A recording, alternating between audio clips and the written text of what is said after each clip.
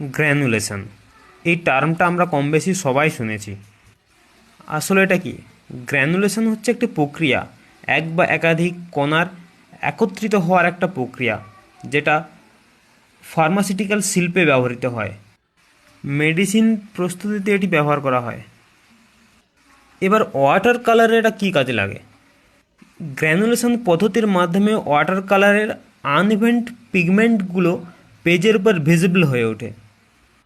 একটি সুন্দর ব্যাকগ্রাউন্ড তৈরিতে এই পদ্ধতিটি ইউজ করা হয়।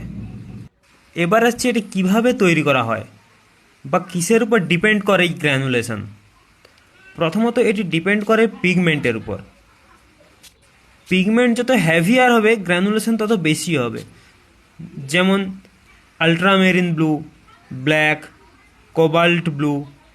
দ্বিতীয়ত এটি ডিপেন্ড করে জলের পরিমাণের উপর।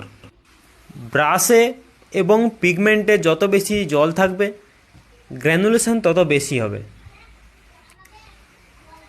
3 নম্বর পয়েন্ট হচ্ছে এক্সটার্নাল ওয়াটার। আপনি বাইরে থেকে কিভাবে জল স্প্রে করবেন বা হাত দিয়ে দেবেন তার উপর ডিপেন্ড করে।